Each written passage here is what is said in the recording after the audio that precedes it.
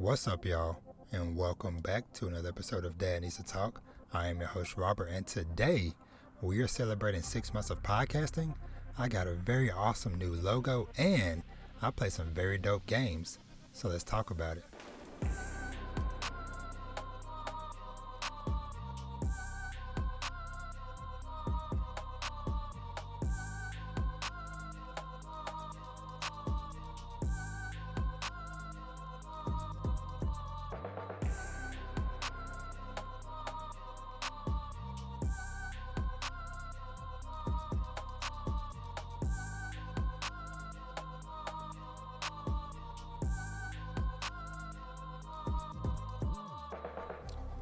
What is up, y'all? This is a very, very, very special occasion. Man, I know the podcast is out a little bit late this week, but I feel like the wait is going to be worth it. So for those of y'all who are still just listening to audio only, I have started doing video podcasting. So hopefully from this point going forward, the podcast will be full video, as well as, of course, it'll still be, for those of you that enjoy just listening to the audio only on Spotify, etc. That ain't going nowhere. It'll still be there, it'll be still, but it will still be there for you. But I am just expanding and growing. And so, yeah, like I said, I am 6 months into this podcasting biz, and it's very wild to think about everything that has happened up to this point. But before I get too deep into the woods, let me take a step back and just say, as always, I am your humble host, Robert, aka Father of Vash.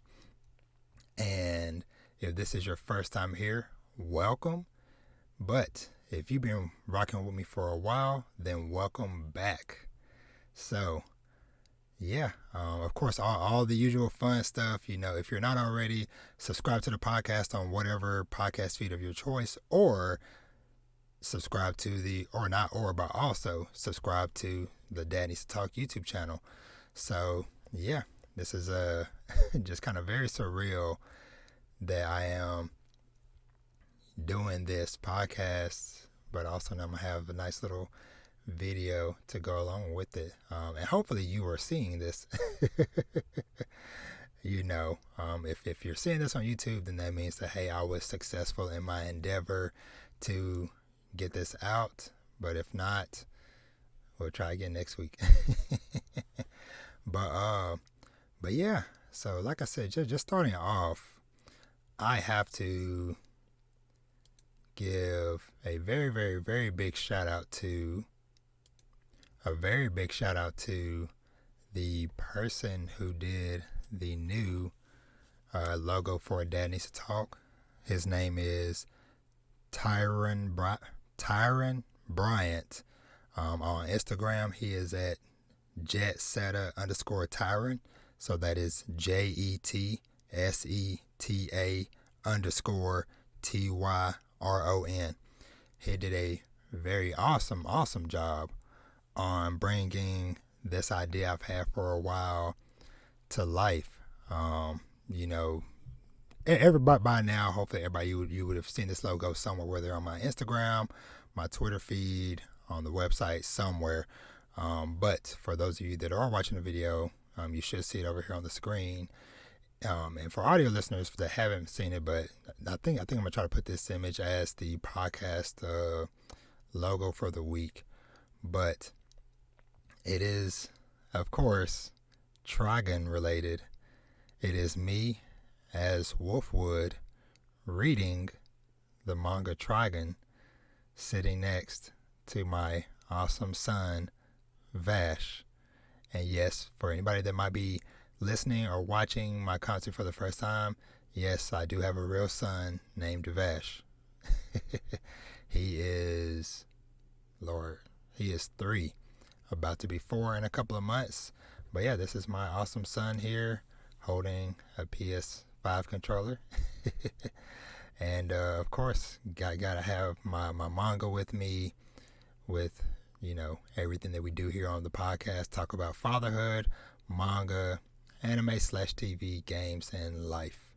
So yeah, I am very happy, very excited to finally have this, and the stars aligned perfectly, because I had started earlier in the week kind of playing around with trying to figure out doing the video stuff for the podcast when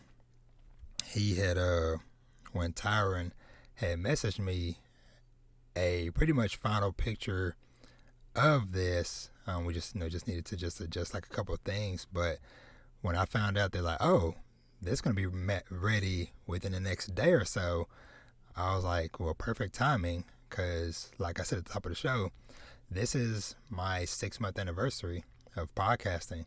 So started this back around March 14th, 2021, and it is currently September 14th, 2021 that I am recording this. So, I figured very fitting for this milestone for me to, bring it in with a bang. New logo, video podcasting, and all that fun jazz. So yeah, hopefully, you guys like it. Of course, as always, leave some feedback, comments, all that good stuff, especially now with it being on YouTube. Leave a comment below. Let me know, like, hey, what did you think? How did I do on my first episode of the podcast?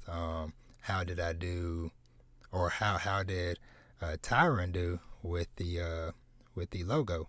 So yeah, but yeah, so let's kind of just go and just roll right into the show. It's not going to be like, well, I always say it's not going to be super long, but I always manage to prove myself wrong. But we'll see how this goes, because some manga chapters was on break this week, and I didn't really watch too much, because honestly, just to be honest with y'all, I kind of had a rough last week, kind of more so like on the mental side, 'cause I was kind of dealing with some stuff at home, life, family wise and stuff, whatever, that really took a big toll on me, that honestly I almost didn't even record last week's podcast, but I was like, no, I need to keep pushing forward.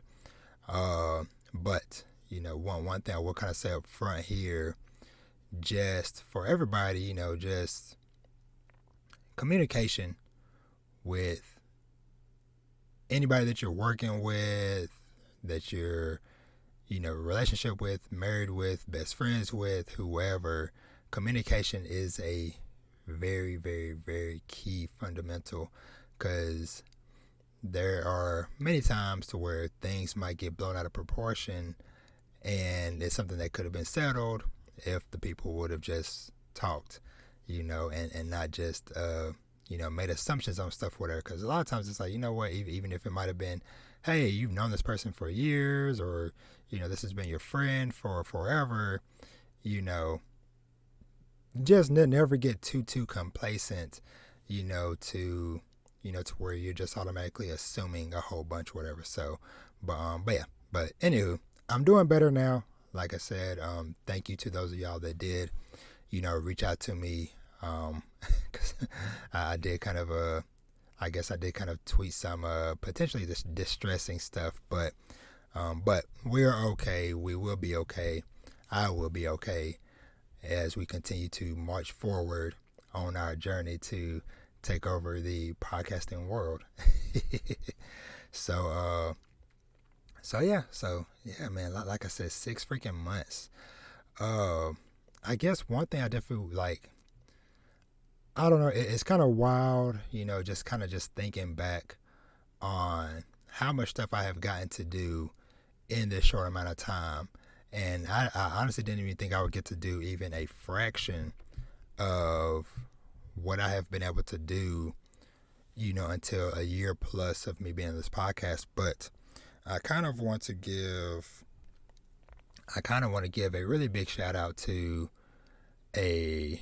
I'll think of her as a friend, Miss Kendra from the My Hero Academia podcast.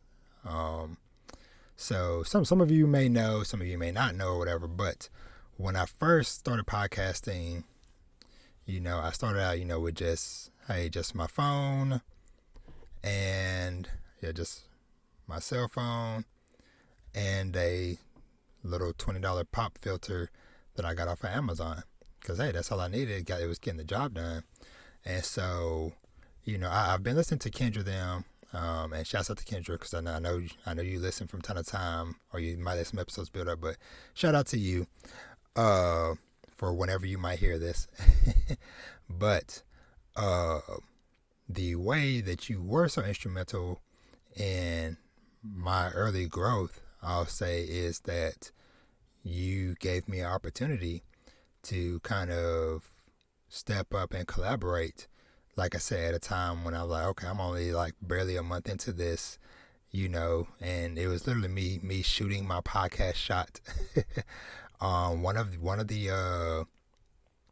the posts from the podcast or whatever, I had just made some type of comment of like, hey, it'd be very cool, if someday, I could be a guest on the podcast. And like I said, me thinking, okay, I'm looking at like a year plus down the line. And so I just, sent that out into the ether. Honestly, was not expecting nothing or whatever. And within the next day or so, Kendra had reached out to me and was like, hey, checked out your podcast, checked out your stuff. You seem like a cool dude. Do you want to come on the podcast? And so within, that the next couple of weeks, I joined the podcast. And my first time on the podcast was horrible for me, because it quickly showed me that, for as tech savvy as I am, because those of y'all that know, my day job, my career for like the last decade is in IT. So I work IT within the medical field. And so, I'm pretty tech savvy with certain things, but podcasting is a whole other beast, because learning how to do audio and video and all this other stuff, whatever, it's a whole other language from what I do on a day-to-day basis. And so I'll never forget, I had this old Samsung tablet that I've had for a while. It still looks brand new because I take care of my stuff, but it's pretty old. And so I had these headsets plugged into the tablet, and I'm thinking, and I had the tablet wedged into a piece of styrofoam, because I'm like, okay, I'm ready for business. So a few minutes before we get ready to record with the MHA, with the My Hero Academia podcast crew, they send the link, like, okay, hey, click the link to join, for the it was the Zencaster stream. And lo and behold, Zencaster is not supported on mobile devices. So what I had to do was I had to pull out, at the time, my like 6+ year old laptop that I've had that takes forever to boot up. And so literally I was like probably like 15 minutes. We had to delay the podcast about 15 minutes in order for me to, get that sorted out and figured out. And so even though once I got the laptop up and running, whatever, and stuff, my audio was echoing, because like I said, I was just using these headsets, which are some just PlayStation headsets I use for my PlayStation, going into my old laptop, and I could hear myself echoing within my headset. So like my speech pattern was so stuttered, and basically, long story short, I felt horrible. And so I immediately went and invested, I talked to my wife about it or whatever, because I had some extra coins at the time. And so it was like, what, this is something I'm serious about. And the fact that I was given that opportunity so early, it was like, okay, never again do I want to be caught off guard with a awesome opportunity to collaborate with some cool people like that again. So I went out, invested in this very nice HyperX HyperX Quadcaster S microphone, and got me a nice new laptop. And yeah, and then I also not long after that, I went ahead and I invested in building a website for myself. Just because, for those of you that, like I said, that are new, I am pretty meticulous. I do my research. of my friend group in college, aside from, my other nickname, the mastermind, they also call me the researcher, because every time, me and my buddies would be hanging out and somebody ask a question and feel something I didn't know, I would always be off to the side or on the couch or whatever, just on my phone looking it up. And that was something that they pointed out to me, because it was just something I was just doing out of habit for years and years and years. And so that is something that is carried with me today. And so it was like, you know what? I started researching, doing stuff, looking to like, okay, just like what are the potential things I could do to help my podcast? Because, like I said, from episode 1, I am mainly doing this for myself to kind of help me cope with the stuff I've been going through. But as I've said time and time again, my mama ain't raised no fool. So as I'm on this journey of podcasting, I have been trying to do everything that I can along the way early on to build a solid foundation to, like I said, for opportunities and stuff that might come along the way. And so, yeah, like I said, I've invested in some equipment pretty early on. I invested a lot into my website because, yeah, I could have, I originally did like a super basic thing, whatever, barely any money for the website, but I ended up putting more money to it to unlock more features like advanced SEO stuff, so search engine optimization and other stuff of that nature, for me to get into and stuff, whatever. Like I said, just to try to, hey, like I said, just building that solid foundation. But along the way, I have met so many awesome people. I have gotten a chance to collaborate with so many awesome people. Some of the early people that I've gotten a chance to collaborate with, like I said, aside from, Kendra and the My Hero Academia podcast crew, which I have been on over a dozen times at this point. There was one point where I think I was on almost every week for like a month or two. But yeah, aside from them, I did a podcast with Jose over at Dad Without a Dad podcast. My homie Chris over at Anime Gensho. We did some stuff together.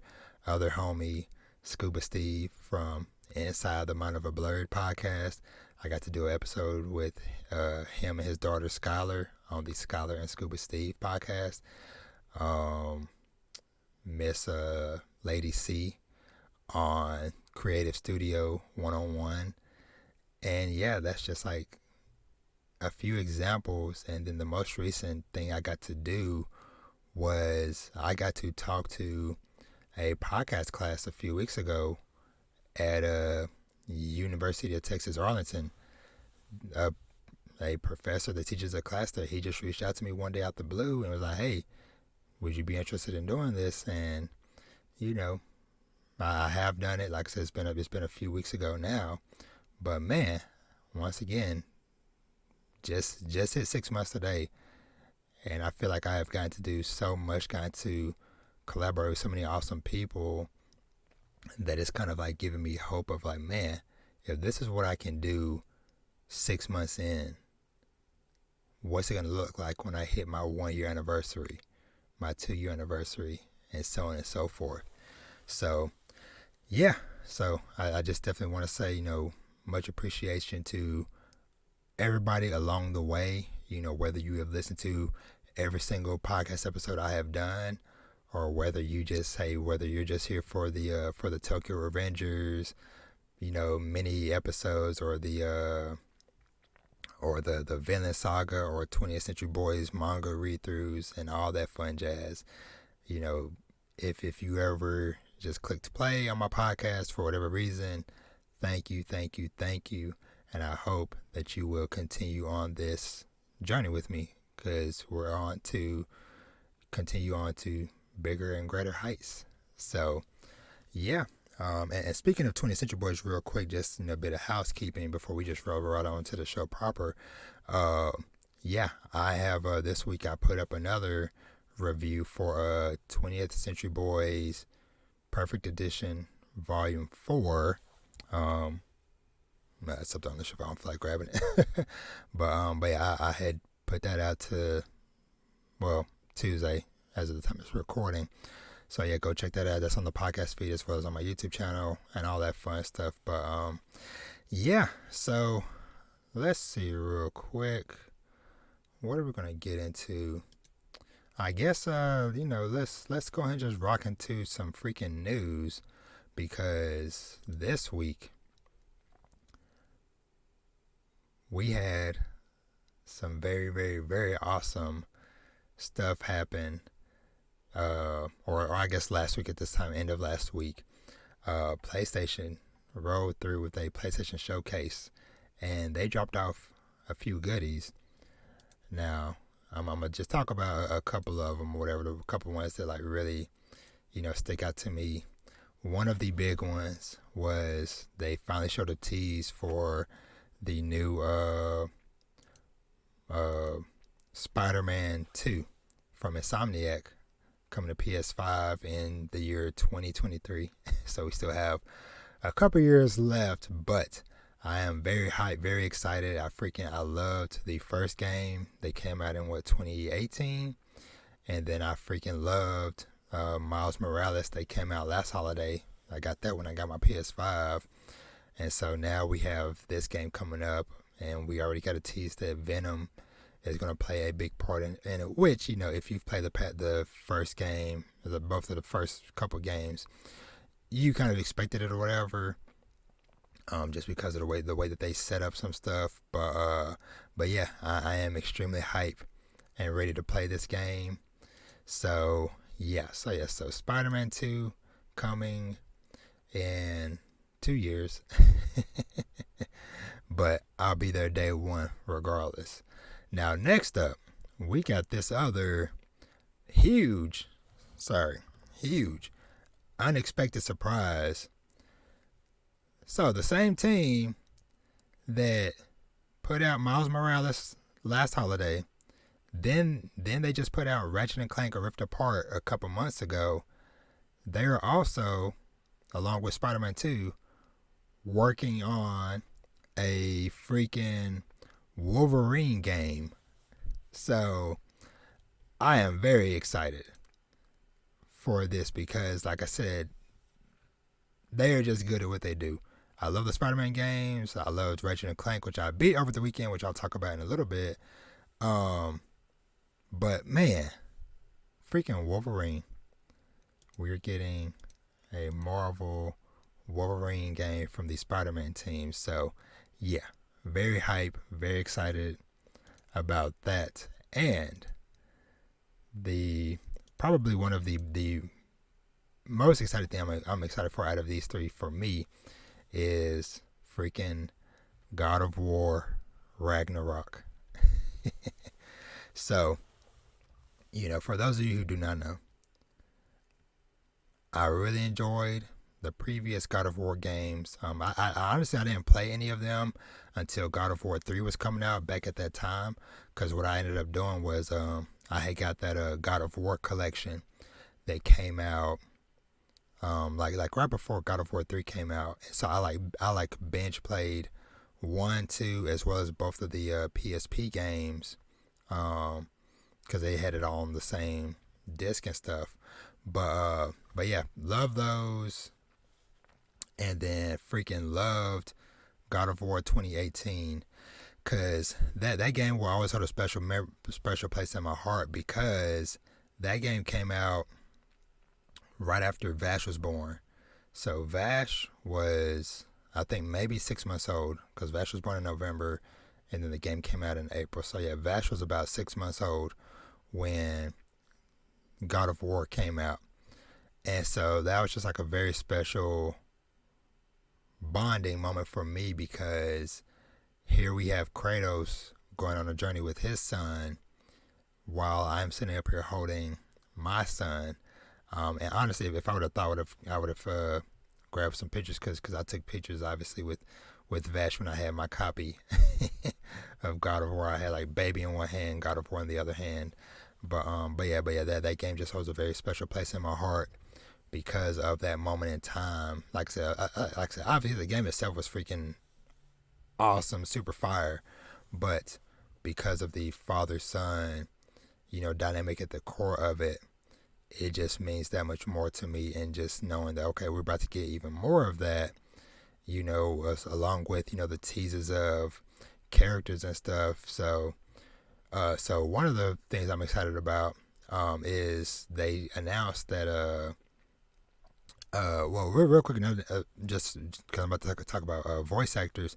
So for Venom and Spider-Man 2, they announced that I think it's like Tony Todd, the guy from the original Candyman, is doing the voice of Venom, and in God of War Ragnarok, the voice of Thor is gonna be I believe it's Ryan Hurst, basically the guy that plays Opie in Sons of Anarchy, which me and my wife loved Sons of Anarchy.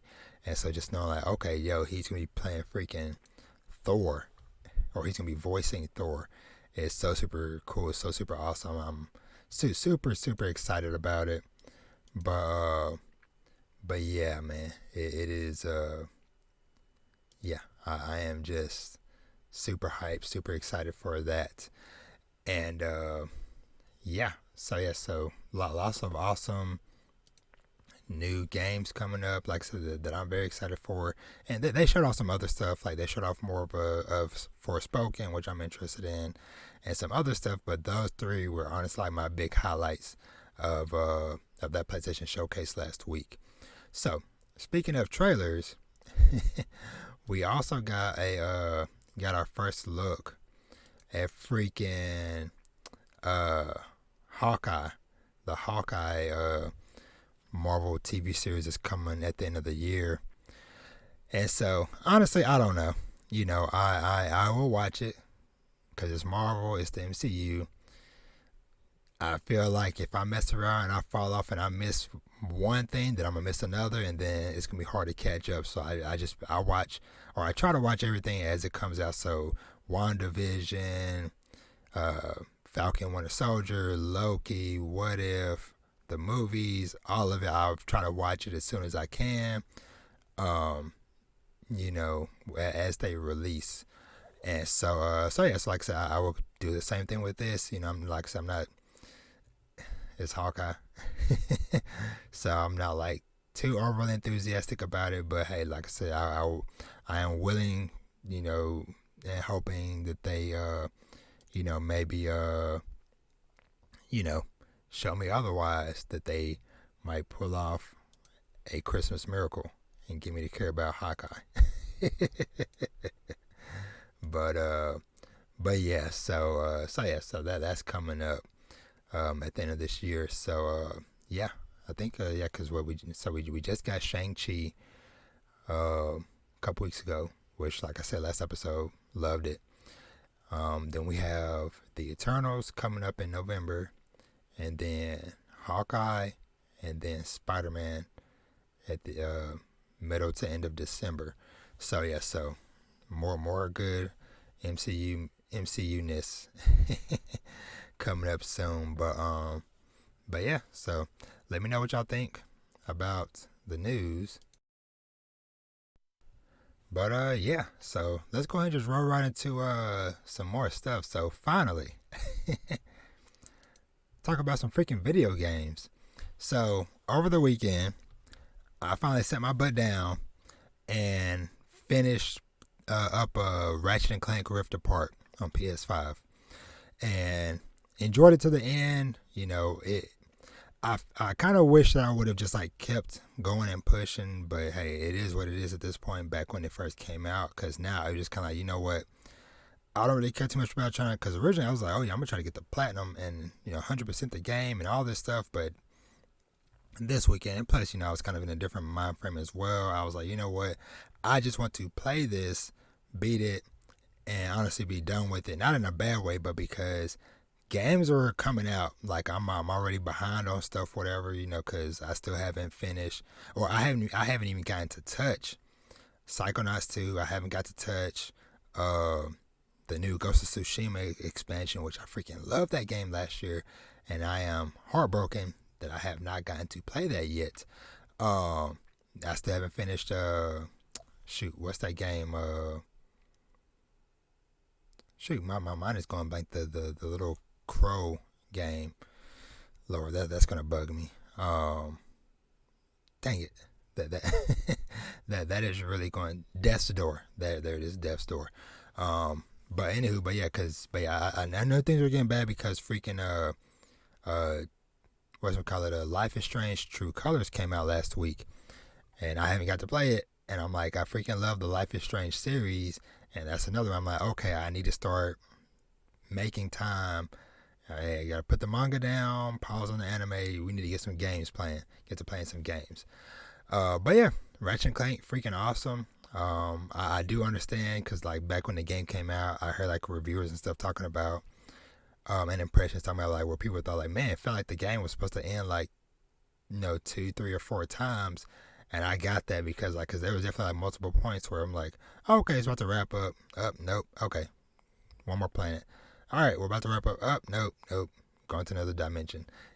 But like I said, the game is beautiful. The game is super fun to play. So it wasn't like, man, I gotta keep playing this trash game. It's like, no, I get to continue playing this awesome game. But like I said, just feel like it was getting a little bit long in the tooth, at least like I said for me. But also that could have just been, the game came out freaking beginning to middle of June. It is now middle of September.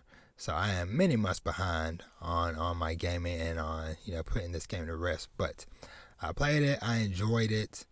And yeah, it might be something I might kind of dabble around with. I've still played it a little bit here and there just because Vash has been trying to play it, and it's, he can do pretty good, but like, he still doesn't like fully understand like switching weapons and stuff like that. So he'll just be spraying and praying, just shooting. Like he'll just be walking down the hallway in the hall, empty hall in the game, just shooting. I just like all his little bullets going bye, and then he gets to a firefight, and it's like, uh-oh, Daddy, help. So it's all still kind of messing around, playing with him here and there, but yeah, Ratchet and Clank is freaking awesome, and yeah, we're ready to roll into some other stuff. I do have a big game that's going to be like the main topic for today. I'm going to be talking about and reviewing this game called where is it? The Artful Escape, which I'll talk about that when I get to it later on in the show. But just know that, I did play another game, played and beat a whole other game over the last few days and stuff as well. But yeah, so let me see. Let's go ahead and let's jump into, let's see, because we did news, talked about Ratchet and Clank. Let's see, because like I said, I didn't really get to like watch too much this week. But I guess, I'll kind of start to talk about Lord, my brain's going blank. My Hero Academia, the anime, My Hero Academia anime episode. I think it was 111, maybe. I don't remember. Basically, the most recent episode, the Tenko Shimura, so Shigaraki's backstory. And of course, hey, spoilers for the episode. I'm not going to do no manga spoilers, but just spoiler for the episode. I feel like they finally they did his flashback justice, just seeing just all those scenes that I do remember, experiencing in the manga a while back, of just like when his powers first started awakening and he freaking touched the dog and it just turned into a puddle of blood and fur. And so just seeing like, just like the ongoing, just him grasping at people. And I think the one that kind of like hit me the most was his mom.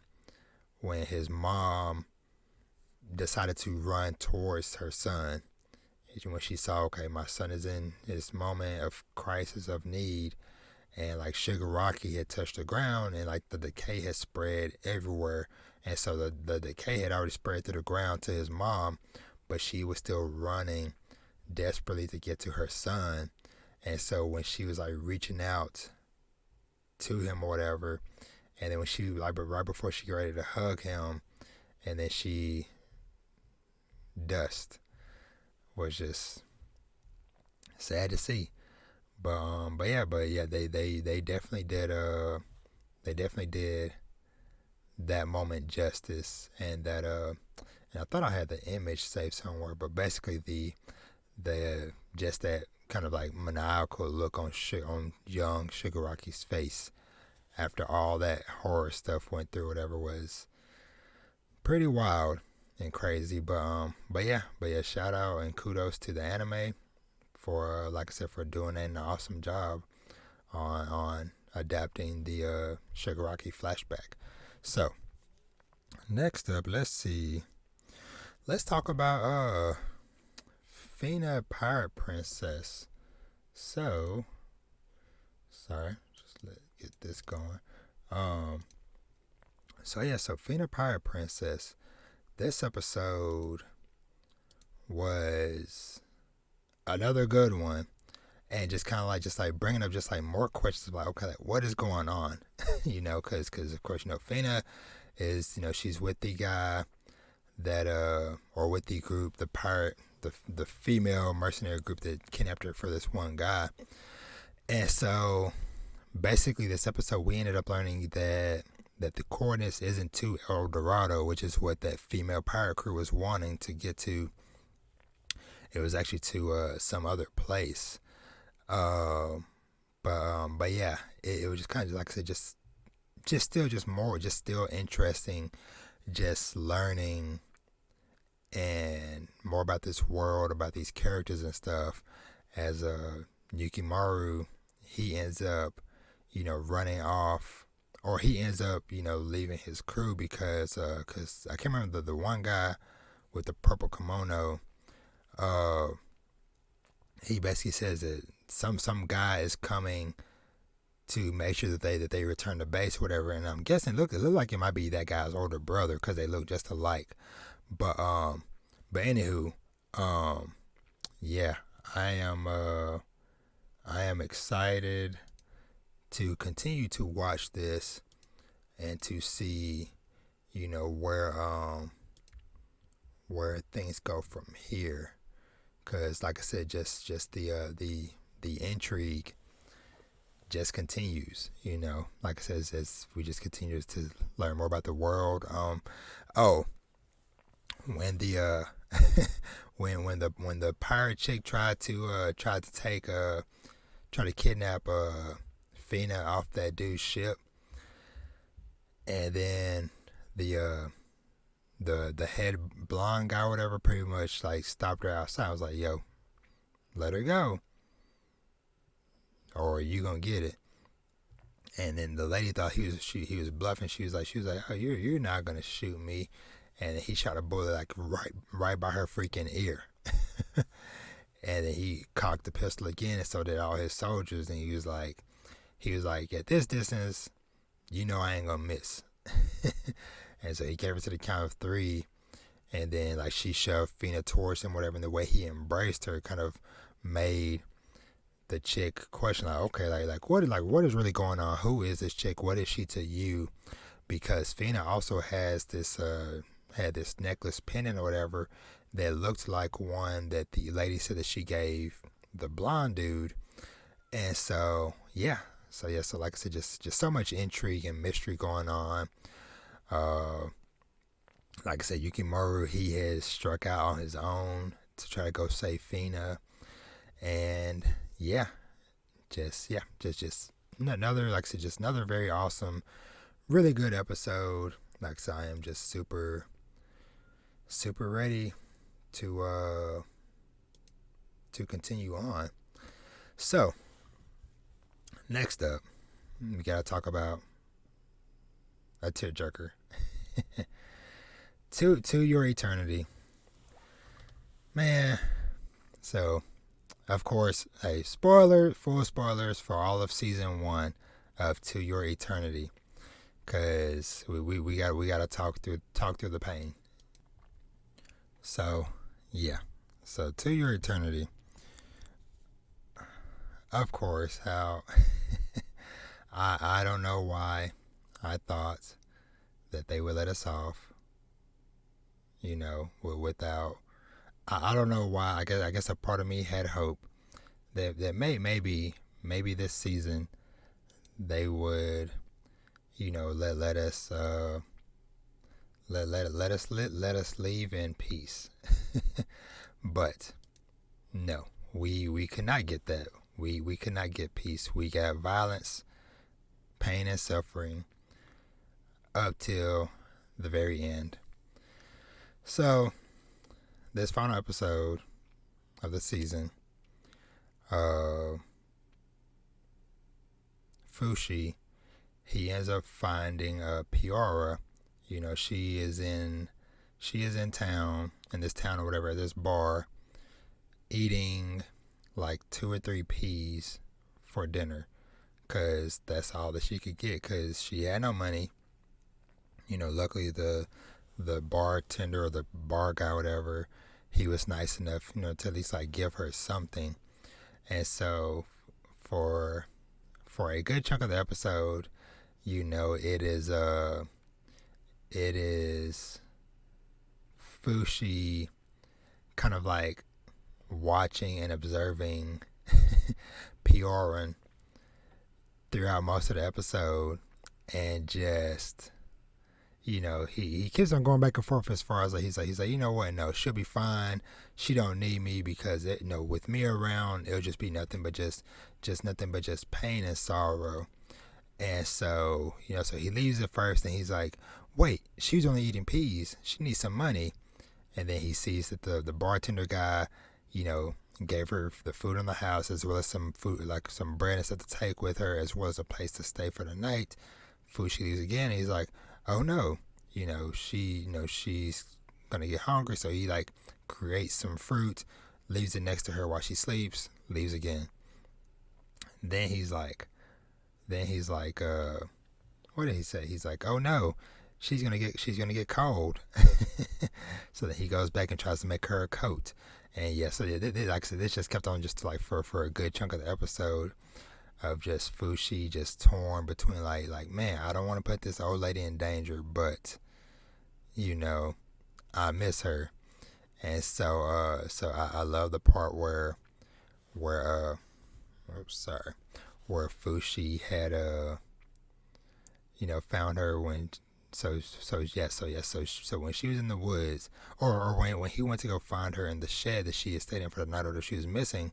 So he tracked her down and saw that she was being taken hostage by this dude trying to send her back to the prison island.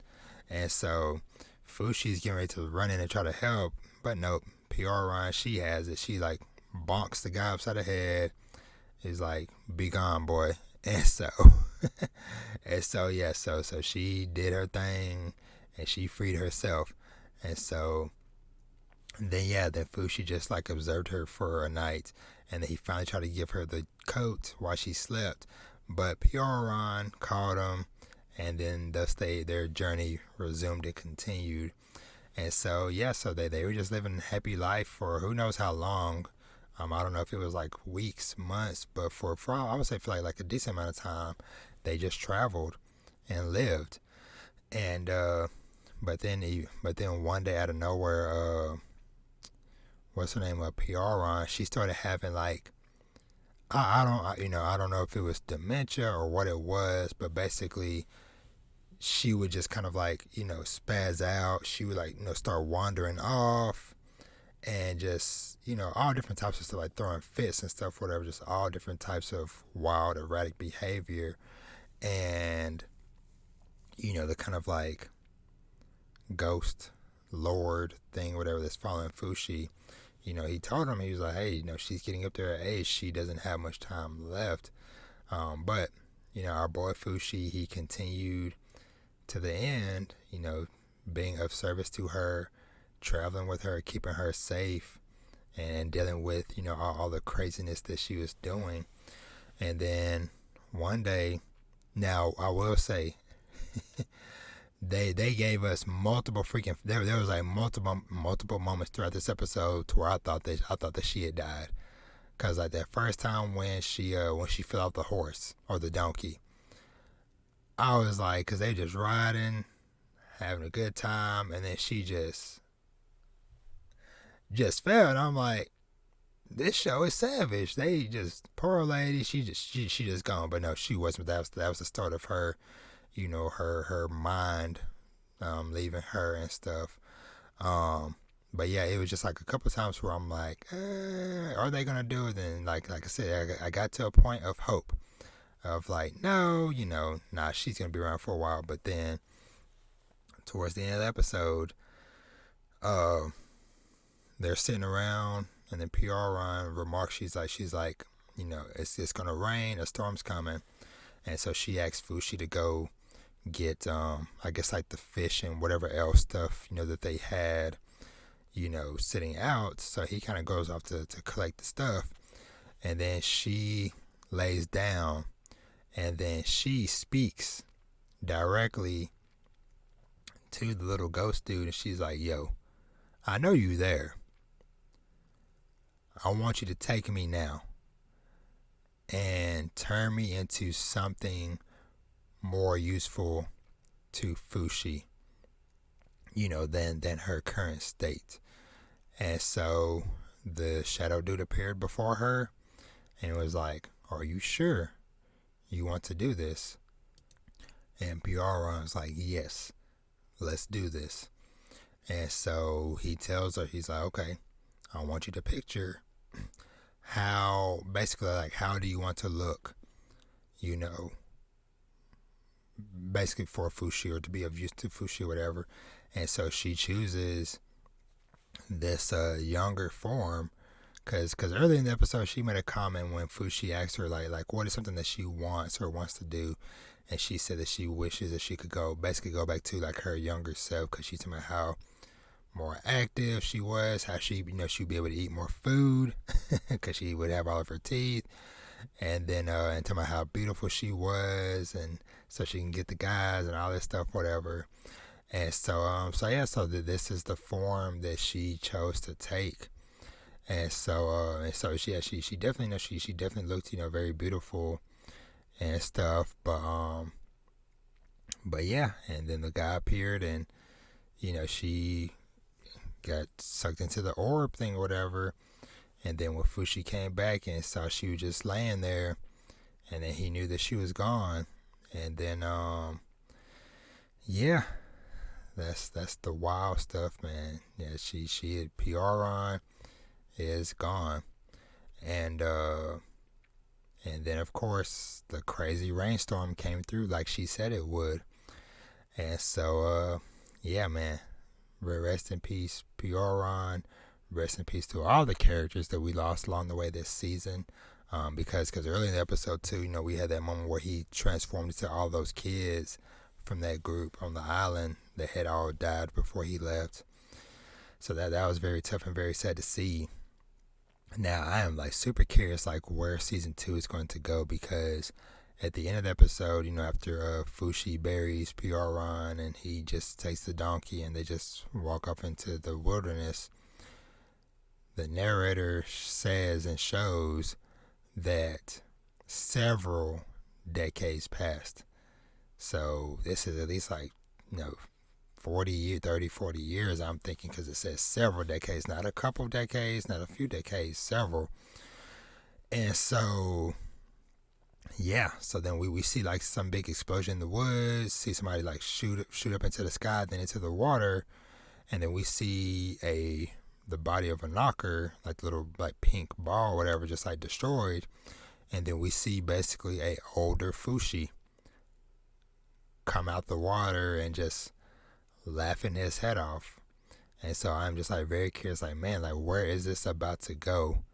And the explanation too, because it's like man, it's just kind of weird that it's like, man, it's been like, like I said, like, decades and stuff, and it's like has he not transformed at all in these decades or what? Especially like I said, because of how he looks now. But yeah, To Your Eternity, like I said, very, very heart jerking series, but I like super loved it, super enjoyed it and stuff. So yeah. that is like really all I can really say about it. But yeah, To Your Eternity, great stuff. Alright, so I guess let's go ahead and just move right into a couple of manga chapters I've read this week. Like I said, I didn't really get into too much this week or whatever, but let me pull it up on my app so I can kind of like kind of follow along through it. Of course, let's talk about first One Piece manga chapter 1025. And honestly, it's not like too much to say about this chapter or whatever, but I just wanted just to shout it out and just to say, like, I love the chapter. It was just kind of like, this chapter was like a great encapsulation of what One Piece is. Of, you had,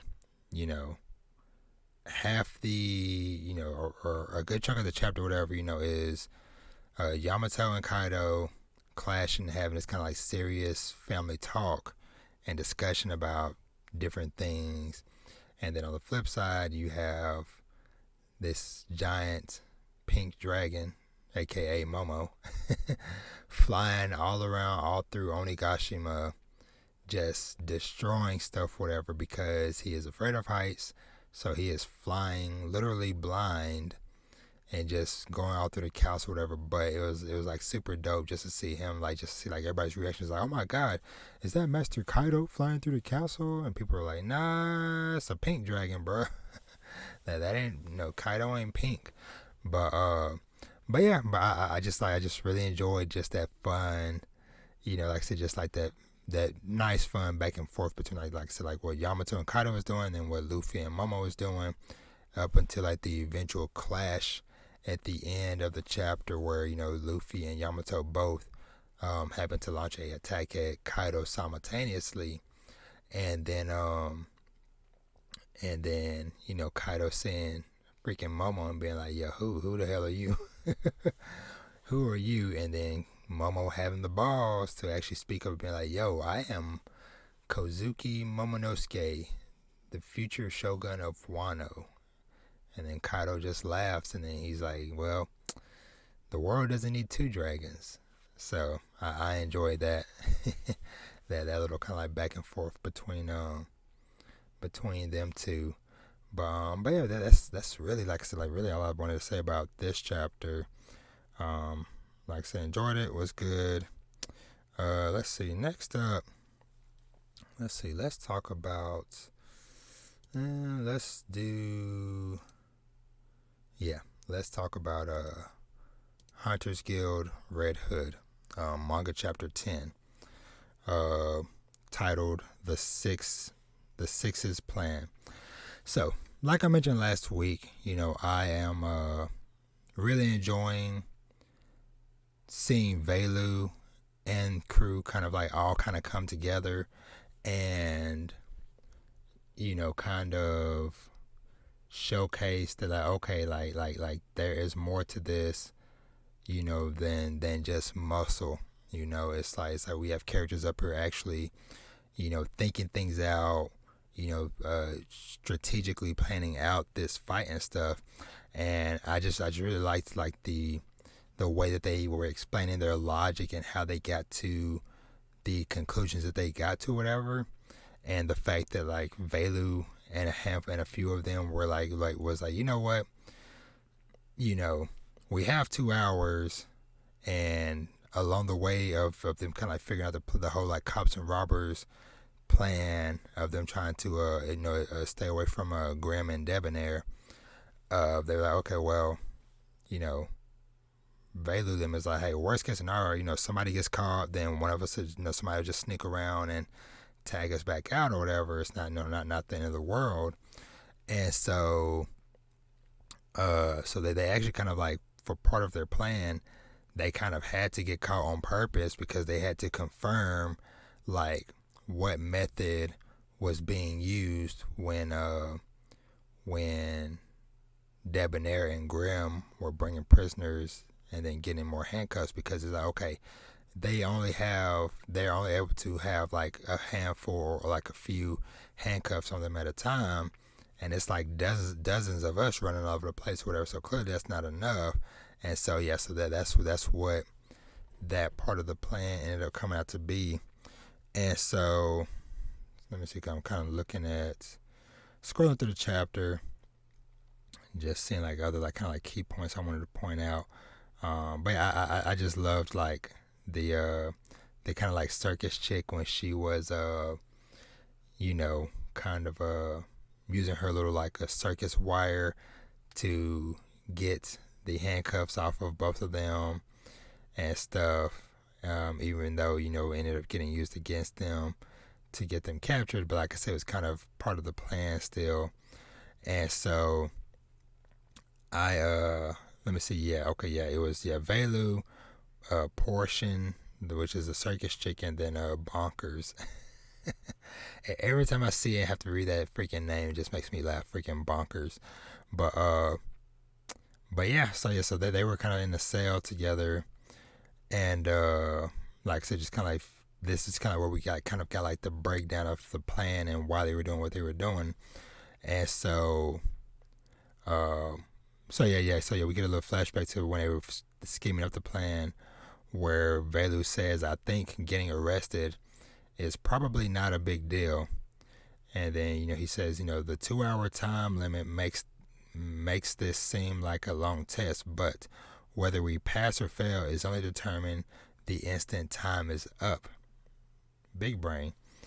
So long as we're not in jail at the final moment, we win. He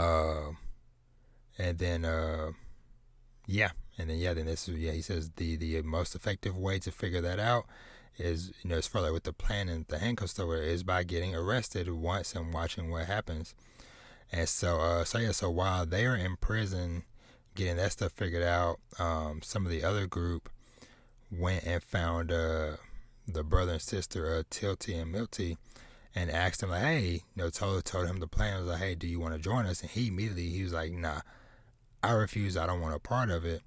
And then basically he talked about like the last exam, like what led to him failing was betrayal. And basically him talking about how, to be fair, it wasn't as if the two of us were pure victims. We were all deceiving each other, but it got so bad and we all got so suspicious, we wound up dragging each other down. So that was pretty wild. But yeah, and I love like at the end that let me see, that basically they were waiting for a sign that, okay, to whether to confirm or deny, either way, like, okay, will our plan work or will it not? And so they ended up I don't know if somebody in the group has this ability or what, but basically they were able to send like some tree vines or like limbs or some whatever going out of the cage along the ground and then blooming over near where the other group was. And so, the security guard is like, what is this mold? And then the guys on the other end is like that's a message from Velu. It's green. Then they do get replacements from the staff like we thought. It's go time, Mario. Plan A. And so, yeah, like I said, I am just like really, really enjoying Hunters Guild Red Hood, and just like what's all going on with that. Let me see. What else do I want to talk about? I could just briefly just touching on Mashel. So Mashel, manga chapter 77. Hold on 1 second. But yeah, so Mashel manga chapter, what was this? 77, titled Mash Bernadette and the Next Stage. So we pretty much wrap up the end of Mashel versus Orter, or it kind of gets interrupted because of who was it? Because Mash got caught, like all four of his limbs got caught by the sand, but then who was it? I can't remember the guy's name, but basically somebody comes in.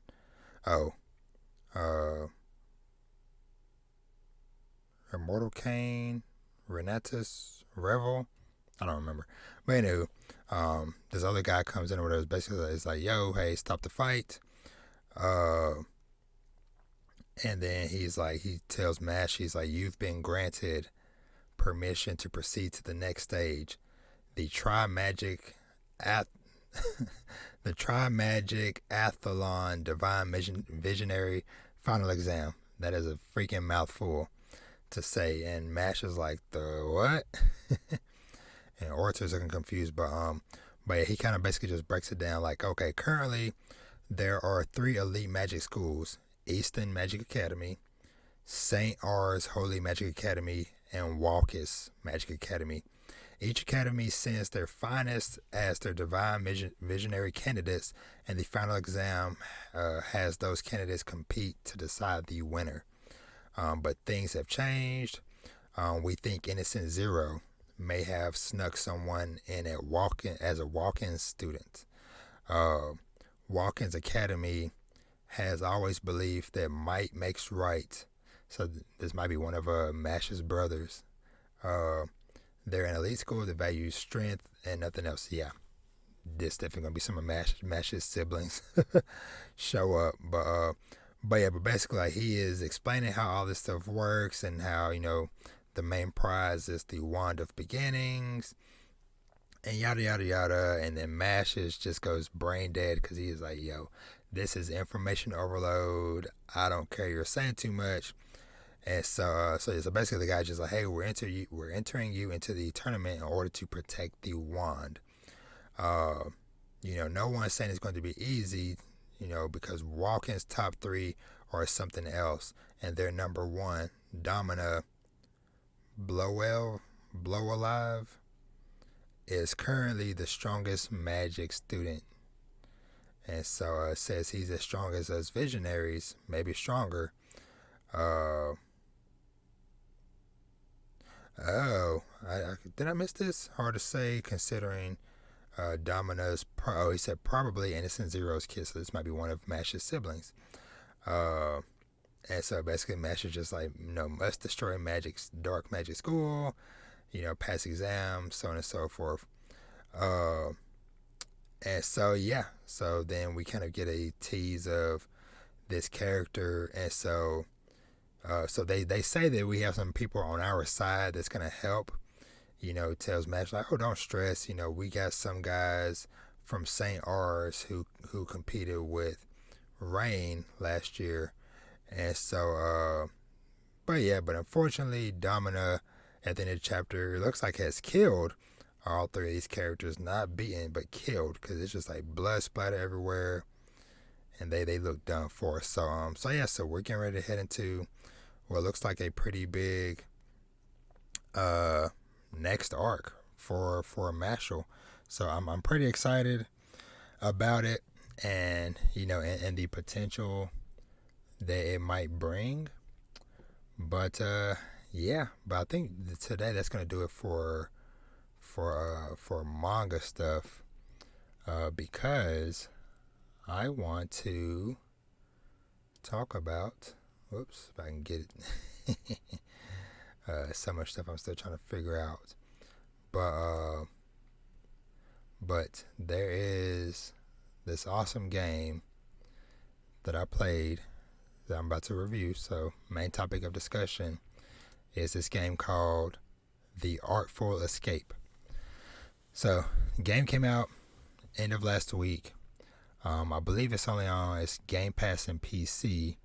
I played it on Xbox Game Pass, and honestly, I'll just kind of say up front. So I guess in general, the game is basically, I guess like the best way to kind of describe it is that it's basically kind of like a musical. So okay, so let me back up a step or whatever. So basically, you play as this character, last name of Vendetti, Francis Vendetti. And so your uncle was this legendary folk musician in your hometown. And so basically everybody has all these expectations on you of like, okay, you're going to take up his legacy, so on and so forth, whatever. So the game kind of starts off with you kind of getting prepared to do this festival honoring your uncle who has, been passed away for a while, but you're about to do this festival or whatever. And so along the way, basically you end up going on a journey across the galaxy to basically the best way I can describe it is to discover yourself. Now, let me see. I'm gonna show a little bit of some because this game is like so crazy to try to talk about, but this game, like I said, it is a musical, I guess, kind of like loosely musical rhythm game, but those controls is like super loose, like super basic loose, in that sense, but basically yes. So you end up getting this guitar to where at any point in time you can strum the strings and just do these like sick guitar riffs. And honestly, I would play a piece of it now, but it might blow out your eardrums. If you're interested, on both my Twitter, which I'm looking at on my screen now, as well as on my Instagram, I made a post about the game with both pictures and video clips. But like I said, I'm showing some of the pictures and stuff now for those of you that are watching on YouTube. But yeah. So you have this guitar, whatever, like I said, that you're playing as you go throughout all these environments and stuff, and just like some of like the scenery is just so freaking breathtaking and just so freaking beautiful. And yeah, that's really the game in a nutshell. Because honestly, the game was maybe like 4 hours and some change, if that. And yeah, it is basically you just kind of just going planet to planet, location to location, just playing your freaking guitar. And there are some parts where it's kind of like a little mini game, kind of. Lord, hold on 1 second. Yeah, to where you basically get on on these different stages, and the different bosses, whatever. Some like either like on their face or just somewhere there are lights corresponding with like the Xbox buttons that you have to hit, in order to basically like match, whatever tone and sound that they are making and stuff as well. But like that part is like super basic, in the grand scheme of things. But yeah, it is just like so freaking awesome. Honestly, it is just so awesome because the music, along with like I said, just like with these visuals, it is just a true sight to behold, for real. But I loved my little character. I got to name him. I named him Vashro. Now Vashro is a nickname that I've been using in games for quite a bit of time, whatever. Because growing up, I would always just use Rob in a lot of the games, but Even before my son Vash was actually born, I was using Vashro because I just liked it because it was Vash, a name I liked, and then Ro, first letters of my name, Robert. And so yeah, and then you have kind of like your epithet to go along with it. So it's like, oh, the gleeful, the whimsical, the charming, whatever. And I chose the vindictive Vashro as my name because, like I said, I was going through some stuff last week, and that's just like the mind frame I was in. And so yeah, I just loved, like I said, like getting to pick his name and his epithet, as well as just like my little sick outfit. It looks so silly, but I freaking love it to death. Uh, but man, this game honestly for me was just something truly special. For real. Like I said, it wasn't like the biggest and most bombastic game. Didn't have like this super crazy, action combat or whatever. It was just an experience. Is the best way I can freaking describe this game, is that it is an experience. And yeah, it up until like the very end, because I love like this last little part where basically you get back after, basically like I said, you kind of going like on a journey to kind of really discover yourself. Because like I said, you've been put in the shadow of this legendary singer, your uncle, but it's like, no, it's like you are so much more. You are meant to be so much more than just the nephew of Johnson Vendetti. And so this, like the moment at the end of the game where you kind of like do this, like basically like you basically like fully embrace who you are in front of everybody in town, and you just like walk up on that stage looking so freaking cool. And everybody like, oh, okay, who is this dude? Is that Vashro? Is that Francis? And so you get on the stage, you introduce yourself, and then you just freaking just put on a show for the ages. And that's how the freaking game ends. And it was freaking beautiful. Like I said, I feel like a big message of this game is just, hey, you are more than what you think. You can be more than what other people. Other people try to put labels and boundaries and restrictions on you, but you believing in yourself, you embracing your true self, and let your brilliance shine through. Like I said, like how it happened at the end of the game. Like I said, it was truly a beautiful experience. And honestly, like one of my favorites. It is, like I said, it is just like kind of like so hard to put into words, but I understand now because I had early last week on the Kind of Funny Games Gamescast podcast. Tim Geddes, one of the hosts over there, he was the main one kind of championing the game, saying like how much it just like really spoke to him or whatever, whereas a lot of people was like, it's okay, da da da.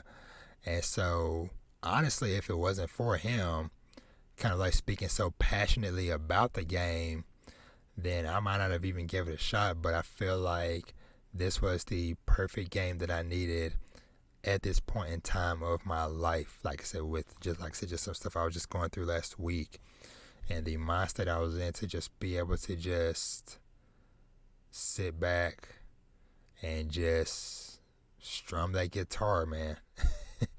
It was truly beautiful, a truly amazing experience. Like I said, definitely a game that I will hold in high regard for myself at the end of the year, and one I will not soon forget. And this image here of you just kind of just riding off, through space.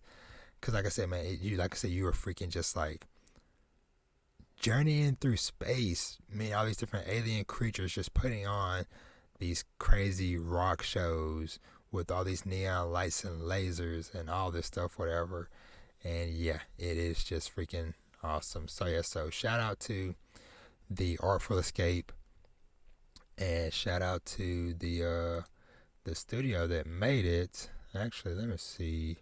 What is the name? The studio is called Beethoven and Dinosaur, and this is their first video game. And like I said, I feel like they knocked it out of the park, on this first go ride. So this is definitely a game to where, it makes me think like, okay, hey, next time I see their studio name, I will definitely give whatever it is they're looking at a true blue honest look, cause like I said, this was truly something special. Like I said, that I got to experience. And so yeah. I don't really like do scores and stuff, whatever, for any type of reviews, but I definitely say highly recommend this game. Like I said, if you are just looking for something just like real low key, chill, pretty easy going, the rhythm stuff where it's pretty forgiving. Because honestly, what I was doing was I was pressing the buttons as they were happening. Because most, like some games, whatever, you like, okay, you'll let the enemy or the boss, do whatever pattern. Like, okay, blue, green, yellow, yellow. And instead of me waiting for that whole thing to be done and then trying to replicate it all, I'm doing like, okay, blue, green. Okay, blue. All right, yellow. Okay, I'm doing it as they're doing it. So if they're like, okay, X, B, right bumper, left, I'm doing it as it's going or whatever. And I feel like that kind of worked really good for me. But yeah, the Artful Escape, honestly, like I said, just on first look, a game that honestly wasn't really going to give too much of a time of day. Like I said, not necessarily, just because, like I said, just off of first glance, it was like, I don't know if this is going to be for me. But like I said, now having experienced it firsthand, it is definitely something. Sorry for that again. I gotta stop doing that. That I am truly glad that I got to experience. So yeah, so hopefully those of you out there get a chance to check out the game and to let me know what y'all think of it. But yeah, I think, let me see, because I think I covered everything, all the news and stuff I want to talk about. So yeah, so I guess let's go ahead and just wrap this bad boy up, because I'm doing another late night session. But I feel like this one is definitely super worth it. So let's go ahead and wrap the show up. What y'all think? So we have reached the end of our first video episode of Daddy's Talk podcast. Like I said, hopefully fingers crossed, and y'all actually get to see this, because I put a lot of care, a lot of love into all the different stuff y'all saw me doing on this episode, and I hope that y'all liked it. Because like I said, it's definitely a lot of pre-work to do to get all these transitions and videos and images and all that stuff set up. But yeah, I hope you guys enjoyed it. It is fun. It was fun for me to do, and I look forward to going on to this new freaking journey with y'all, man. And to anybody out there in YouTube land that might be watching this for the first time, welcome. But yeah, as usual, you can find all my work and everything on my website at dadneedstotalk.com. Like I said, if you're not already, make sure you're subscribed to the podcast. It's available on all streaming platforms. If you find a platform I am not on, that you want me on, or that you feel like I need to be on, let me know, and your boy will do his best to get on there. All socials are also at Dad Needs to Talk or Dad Needs to Talk podcast on Instagram. And yeah, man, this is freaking awesome. I'm loving my new logo. Shouts out again to Tyron for doing this dope work. I freaking love it. Love seeing me and my son as Bash the Stampede, a young Bash the Stampede, and me as Papa Wolfwood. But yeah, man, y'all be easy. I hope y'all have an awesome week, and I'll catch you guys in the next one. Y'all be easy. Y'all take care of yourselves. Read some manga, watch some anime, treat yourself to something nice, and we are out. I'll catch you guys in the next one.